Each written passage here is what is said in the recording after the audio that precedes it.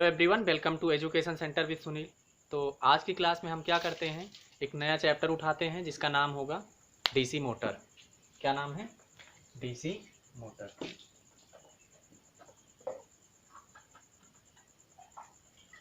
ठीक है। DC motor समझने से पहले सबसे पहले हम ये समझते हैं कि मोटर क्या है। ठीक है, मोटर क्या है? तो मोटर एक ऐसी मशीन है जो क्या करती है, जो इलेक्ट्रिकल एनर्जी को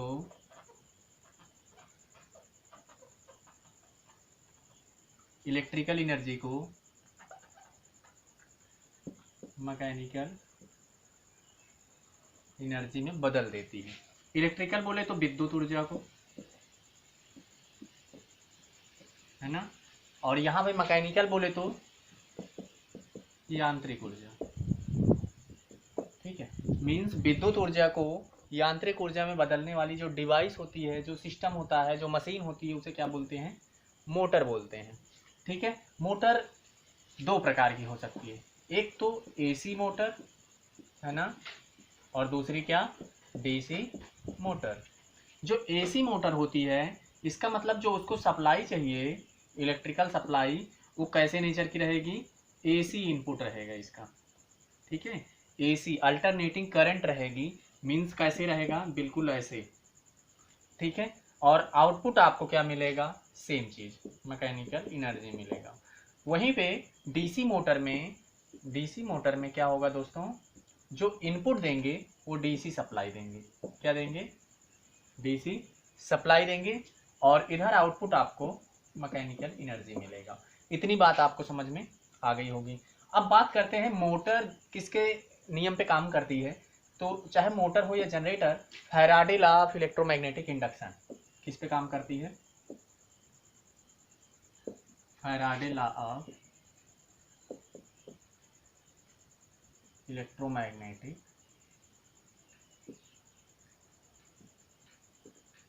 इंडक्शन। बेसिकली होता क्या है, इसमें क्या होता है कि जो इलेक्ट्रिकल एनर्जी देते हो, है ना, तो यहाँ पे एक फोर्स डेवलप हो जाता है। ठीक है। और यही फोर्स जो अंदर का जो सैफ्ट होता है, जो अंदर सैफ्ट होता है मोटर की लगा, उसी को घुमाता है। क्या करता है? उसी को घुमाता है। उस पर एक बल लगाता है, उसकी सैफ्ट पर एक बल लगाता है, जो कि जबकि सैफ्ट इसी बल की वजह से सैफ्ट घूम जाती है। तो देखा होगा आपने मोटर में, जो मोटर पूरी आपने देखी होगी, है ना, इसमें जो बीच में सैफ्ट होती है जिसपे आप पुली लगाते हो, ये घूमता है।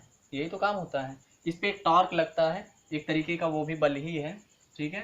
तो बस इतना सा समझो कि बल लगाते हैं तो उसका सैफ्ट घूमता है। ठीक है, ये है मोटर। और फ्लेमिंग की जो मोटर होता है, मोटर की करंट की डायरेक्शन, बाकी सारी चीज़ों की डायरेक्शन को निकालने के लिए, ठीक है, फ्लेमिंग का लेफ्ट हैंड रूल यूज करते हैं। फ्लेमिंग लेफ्ट हैंड रूल, ठीक है, पे वर्क करती है, समझ लो। ठीक है, किस पे काम करती है? काम तो फैराडे के लॉ ऑफ इलेक्ट्रोमैग्नेटिक इंडक्शन पे करती है, बट इसकी सारी प्रॉपर्टीज अगर निकालना है कि करंट किधर है, मैग्नेटिक फील्ड किधर जाएगी, ठीक है, डायरेक्शन वगैरह के बारे में फ्लेमिंग लेफ्ट हैंड रूल बताता है, जबकि डीसी जनरेटर के लिए फ्लेमिंग राइट हैंड रूल बताता था। इतनी बात आपको समझ में आ गई होगी। तो हम बात करते हैं फ्लेमिंग के लेफ्ट हैंड रूल की। काफ़ी ज़्यादा इंपॉर्टेंट है, एक नंबर के लिए बहुत ही ज़्यादा महत्वपूर्ण क्वेश्चन हो जाता है आपके लिए।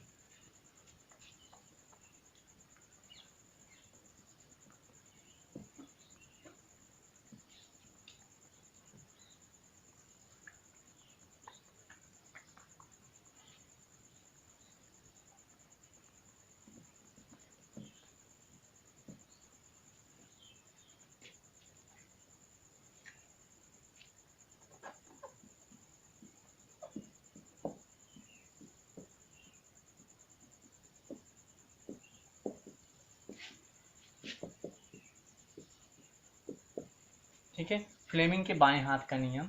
तो बेसिकली डायग्राम आपने देखा होगा, ऐसे किताबों में बना रहता है, बिल्कुल ऐसे। ठीक है, ये एक दूसरे से 90 डिग्री शिफ्टेड होती हैं। ठीक है, कितना? 90 डिग्री का कोण बनाएं। कुछ ऐसे इन उंगलियों को सेट करो कि एक दूसरे से, इसको एकदम स्ट्रेट कर दो, इसको एकदम स्ट्रेट कर दो, इस अंगूठे को एकदम टाइट कर दो। ठीक है, तो जब ऐसे आप बनाओगे, ठीक है, तो कुछ ऐसे बनेगा, है ना। बाकी उंगलियों से हमें काम नहीं है, सिर्फ अंगूठे से काम है, ठीक है। ये आपकी क्या है, थंब है, क्या है, थंब, अंगूठा। और ये क्या है आपकी फर्स्ट फिंगर, ठीक है। और ये क्या है आपकी मिडल फिंगर, ठीक है, मीन्स मध्यमा है, और ये तर्जनी है, और ये क्या है आपका अंगूठा है। इतनी बात समझ में आ गई होगी। तीनों पे कितना बनना चाहिए, 90 डिग्री एक दूसरे से, समझ में आई बात। तो जो अंगूठा होता है, अंगूठा होता है वो टॉर्क को शो करता है, क्या, टॉर्क, ठीक है। अंगूठा आपका टॉर्क मीन्स एक तरीके का ये बल ही होता है, उसको शो करता है। First finger direction of magnetic field, ठीक है, चुंबकीय क्षेत्र की, चुंबकीय क्षेत्र की दिशा को शो करती है, चुंबकीय क्षेत्र की दिशा। और ये मिडल फिंगर जो होती है वो डायरेक्शन ऑफ करंट। बस इतना सा ही आपको ध्यान में रखना है कि कौन सी फिंगर क्या काम करती है, डायरेक्शन ऑफ करंट को निकालने के काम आती है, मीन्स धारा की दिशा, धारा की दिशा बताती है। तो कहने का मतलब ये है कि अपने बाएं हाथ को कुछ ऐसे फैलाओ कि जो अंगूठा और तर्जनी और मध्यमा तीनों क्या हो, एक दूसरे से 90 डिग्री पे हो, 90 अंश का कोण बनाए, मीन्स परपेंडिकुलर हो, ठीक है, मीन्स लंबवत हो, ठीक है। तो क्या होना चाहिए फिर, जो अंगूठा होगा वो टॉर्क को शो करेगा, ठीक है, किसको शो करेगा, टॉर्क को, जो उस पर बल लगा रहा है सैफ्ट पे, उसको शो करेगा। चुंबकीय क्षेत्र किस डायरेक्शन में, किस डायरेक्शन, जैसे एन से एस है, ठीक है, ऐसे ऐसे, तो इस पे हम क्या कर देंगे, ऐसे रख देंगे, क्योंकि ये बाएं हाथ को शो कर रहा है, बाएं हाथ पे ये उंगली आपकी आ रही है, और ये उंगली जो आ रही है ये चुंबकीय क्षेत्र की दिशा को बताती है, और चुंबकीय क्षेत्र की दिशा ऐसे है, मीन्स इससे ऐसे हम निकाल लेंगे। तो इसका मतलब ये हुआ कि जो टॉर्क होगा वो ऊपर की तरफ, और करंट इसमें ऐसे सर्कुलेटरी फ्लो करेगी, ठीक है। डायरेक्शन ऑफ करंट ये बताएगा, ये डायरेक्शन ऑफ मैग्नेटिक फील्ड, ये बल ऊपर की तरफ लगेगा, ठीक है, बल या फिर टार्क, ठीक है। और इधर आपकी मैग्नेटिक फील्ड हो जाएगी, और करंट इसी में घूम के जाएगी, ठीक है। तो करंट कुछ ऐसे दिखाएगी, ये समझ में आ गई बात, ठीक है। तो इतना ही था फ्लेमिंग के बाएं हाथ में, बस आपको इतना ही ध्यान रखना है। अब आगे हम बात कर लेते हैं किसकी, जो डीसी मोटर है उसके कंस्ट्रक्शन की, ठीक है, कंस्ट्रक्शन एंड वर्किंग, ठीक है, कि कैसे बनी है, क्या क्या लगा है उसमें। तो बेसिकली कुछ ऐसा लगा नहीं है जो डीसी जनरेटर में नहीं लगा है, सेम चीज़ें लगी हैं। डीसी जनरेटर में जो जो चीज़ें लगी हैं, जिस चीज़ से बनाया जाता है, सेम मटेरियल, ठीक है। ब्रशेस इसमें भी होते हैं, ब्रशेस उसमें भी होते हैं, ठीक है। कम्यूटेटर इसमें भी लगा होता है, कम्यूटेटर उसमें भी लगा होता है, ठीक है। तो सारी वही चीज़ें लगी हैं। तो देख लेते हैं हम संरचना, ठीक है।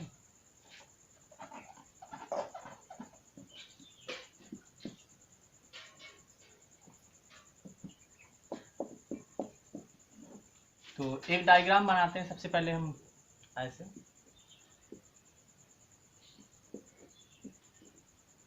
ठीक, ये क्या हो गया, बेस या फिर बॉडी पूरा आपका,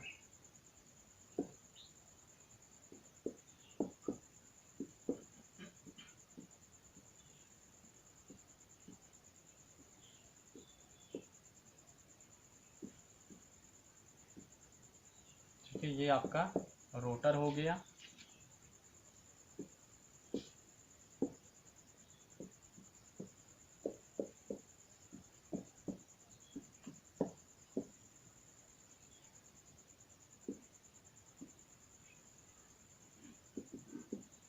ये इनपुट हो गया, ठीक है। ये रोटर हो गया, ये क्या हो गया, स्टेटर हो गया, ठीक है। ये क्या हो गया, बॉडी हो गया, बेस हो गया, बाकी चीज़ें अंदर से हम पढ़ेंगे। ठीक है, सबसे पहले हम इसके संरचना की बात करते हैं तो योग है, क्या है, योग। ठीक है, ये नीचे बेस है और योग इज नथिंग बट, योग इज द पूरा अपर पार्ट। ठीक है, ये क्या है, आउटर बॉडी, बाहरी संरचना जो होती है, मतलब मोटर का एकदम ऊपरी भाग जो होता है चारों हर जगह, वो किस चीज का बना होता है, पहली चीज तो समझ लेना, कास्ट आयरन का। इसका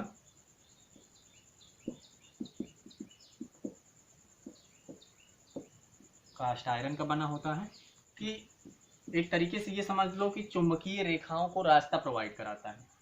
ठीक है, चुंबकीय, जो अंदर चुंबकीय बल रेखाएं हैं उनको चुंबकीय रेखाओं को रास्ता प्रदान करता है। बस इतना आपको ध्यान में रखना है।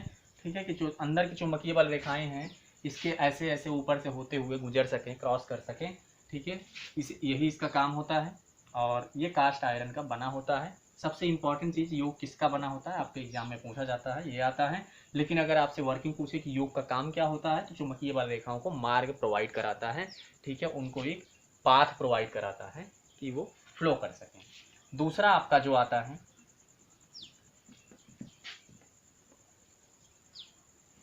दूसरा आता है आपका फील्ड पोल। ये लगा है,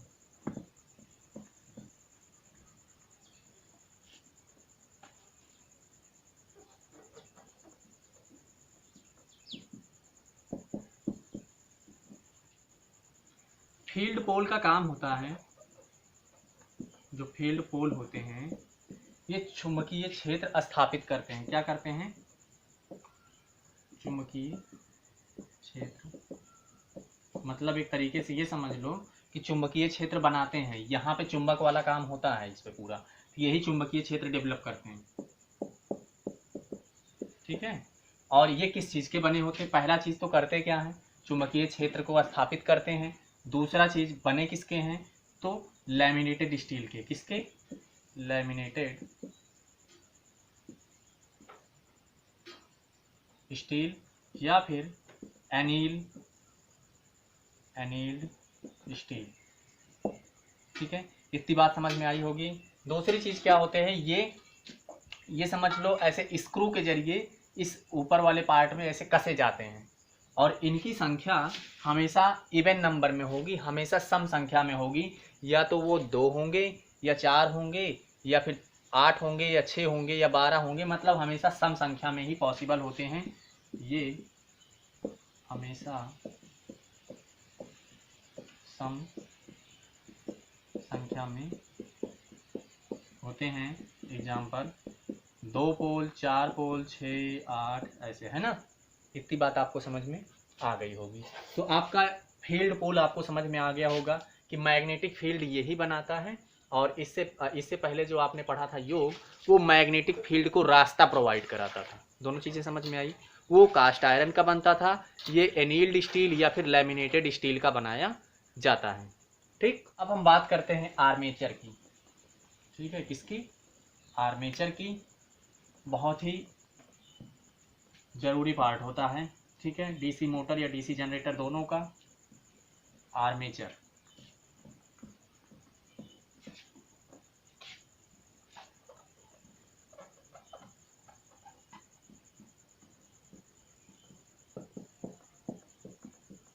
ठीक है, आर्मेचर ये समझो आपकी जो रोटर होता है, जो रोटर होता है उसी पे लगाया जाता है। ये रोटर का पार्ट है, रोटर का पार्ट है, ये समझ लो। दूसरी चीज़, ये सिलिकॉन स्टील, किसकी, सिलिकॉन स्टील की पत्तियों को आपस में चिपका कर या जोड़कर, कि पत्तियों को आपस में जोड़कर बनाया जाता है। ठीक है, दूसरी चीज़, ये सिलिकॉन स्टील का बना होता है मेन चीज़। ढेर सारी पत्तियों को आपस में चिपका चिपका के बनाया जाता है फॉर द रीजन ऑफ कि ईडी करंट लॉस कम हो। ये जोड़ जोड़ कर आपस में, पत्तियों को आपस में जोड़कर क्यों बनाया जाता है? क्योंकि ठीक है, for reducing the ED current loss. ED means भंवर धारा हानि जो होती है, भंवर धारा हानि को कम करने के लिए, भंवर धारा हानि को कम करने के लिए पत्तियों को सिलिकॉन स्टील की, है ना, सिलिकॉन स्टील की पत्तियों को आपस में जोड़ा जाता है। ये बात आपको समझ में आ गई होगी। ठीक है, तो सिलिकॉन स्टील की पत्तियों को आपस में जोड़कर बनाया जाता है आर्मेचर। आर्मेचर में स्लॉट्स कटे होते हैं जिसपे आर्मेचर वाइंडिंग लगाई जाती है। ठीक है, आर्मेचर में स्लॉट्स कटे होते हैं ऐसे, ठीक है, और उस पर आर्मेचर वाइंडिंग लगाई जाती है। और इनके लिए जो पैरेलल पाथ होता है, जो समांतर पथ होता है करंट आने या फिर जाने के लिए, ठीक है, वो क्या होता है, या तो 2 होगा या तो फिर A बराबर P होगा। वो डिपेंड करता है वाइंडिंग कैसी लगा रहे हैं इसके ऊपर। आर्मेचर के ऊपर 2 तरीके की वाइंडिंग लगाई जा सकती है। ठीक है, उसी के अकॉर्डिंग हम बता पाएंगे आपको कि पैरेलल पाथ कितने होंगे उसके। ठीक है, समांतर पथों की संख्या भी पूछी जाती है आपके एग्जाम में, तो समांतर पथ कैसे निकालोगे आप? ठीक है, तो 2 तरीका होता है वाइंडिंग लगाने का। तो जो आर्मेचर पे वाइंडिंग की जाती है, ठीक है, आर्मेचर पर 2 प्रकार की वाइंडिंग की जा सकती है, की जाती है। एक तो आपकी लैप वाइंडिंग हो जाती है और दूसरा वेव वाइंडिंग। पहला लैप वाइंडिंग और दूसरा वेव वाइंडिंग। अगर वाइंडिंग लैप की गई है तो जो समांतर पथ होंगे, समांतर पथों की संख्या वो हमेशा कितनी होगी? A बराबर P होगी। कितनी होगी? A बराबर P, कि जितने नंबर ऑफ पोल्स होंगे उतने ही समांतर पथ होंगे। दूसरी चीज, अगर वाइंडिंग वेव है तो जो A है, पैरेलल पाथ जो है, वो हमेशा 2 होगा। इतनी बात आपको ध्यान में रखनी है कि अगर आर्मेचर पे वाइंडिंग लैप की गई है, लैप वाइंडिंग की गई है, तो समांतर पथों की संख्या कितनी होगी? जितने की नंबर ऑफ पोल्स होंगे उस मोटर में। ठीक है, और अगर जो आर्मेचर पे वाइंडिंग है वो वेव वाइंडिंग की गई है तो समांतर पथों की संख्या कितनी होगी? हमेशा 2 होगी। ठीक है, चाहे जितनी बड़ी मोटर हो या फिर चाहे जितनी छोटी मोटर हो। समझ में आ गया होगा। अगली बात करते हैं हम कम्यूटेटर की। ठीक है, कम्यूटेटर एक बहुत ज़्यादा इंपॉर्टेंट रोल प्ले करता है डीसी मशीनों में। ठीक है, ये एसी मशीनों में नहीं लगा होता है, ध्यान रखना आपको कि एसी मशीनों में कम्यूटेटर नहीं लगा होता है। तो कम्यूटेटर, इसको हिंदी में दिक् परिवर्तक भी कहते हैं। दिक् परिवर्तक, है ना। ये क्या करता है? डायरेक्शन को चेंज करता है। ठीक है, मीन्स एसी से डीसी में बदल देता है या फिर डीसी से एसी में बदल देता है, बस इतना सही काम है। ठीक है, तो जो कम्यूटेटर होता है ये किस चीज़ का बना होता है? अब यहाँ पे डीसी और एसी, ये बेसिकली रोटर पे लगा होता है। रोटर के आर्मेचर पर लगाया जाता है, आर्मेचर पर लगाया जाता है, पहला पॉइंट। ठीक है, कम्यूटेटर रोटर के आर्मेचर पर लगाया जाता है। दूसरी चीज़, ये हार्ड ड्रॉन कॉपर का बना होता है, दूसरा पॉइंट। ठीक है, तीसरा पॉइंट, ये डीसी जो सप्लाई आ रही थी उसको कन्वर्ट करके एसी में कर देता है।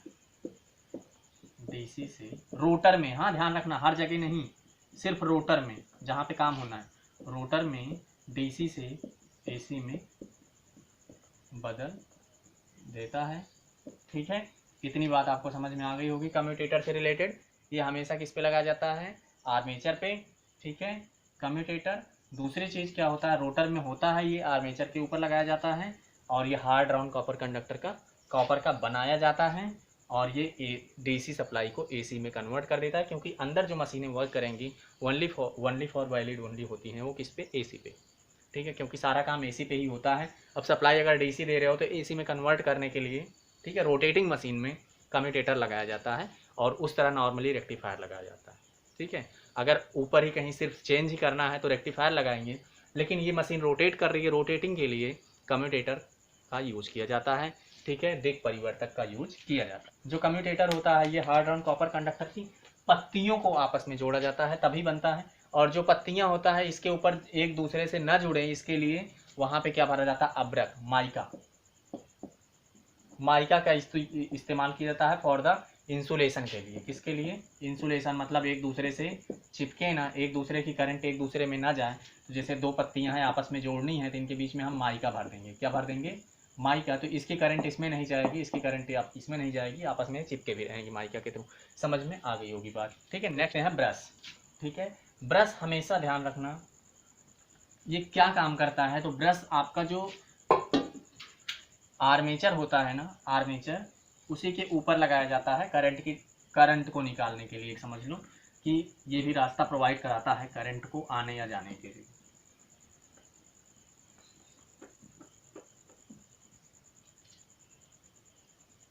ये है मान लो आर्मेचर, इसके ऊपर हो गया, ये आपके ब्रश हो जाते हैं दो। ठीक है, डीसी मोटर में जो करंट आती है आर्मेचर में वो ब्रश के थ्रू ही आती है, मतलब ब्रश से ही होके करंट आर्मेचर में इंटर करती है। ठीक है, और ब्रश जो होता है वो कार्बन का बना होता है। किसका बना होता है, कार्बन का। बस 2-3 पॉइंट यही इतना ध्यान रखना है। ठीक है, ब्रश जो होते हैं वो कार्बन के बने होते हैं और ब्रश के थ्रू ही करंट आर्मेचर के अंदर आती है। ठीक है, इतना आई होप आपको समझ में आ गया होगा। है जो बाकी कुछ चीज़ें हैं रह रही हैं वो सारे के सारे डीसी जनरेटर में हैं। प्रीवियस क्लास में हमने डीसी जनरेटर जब लिया था उसका कंस्ट्रक्शन कराया था, तो वहाँ से जाके आप देख सकते हो पूरा कंस्ट्रक्शन दोनों का ही सेम है, मटेरियल सेम ही लगते हैं सब चीज़ के। ठीक है, तो आई होप आज की क्लास आपको अच्छी लगी होगी।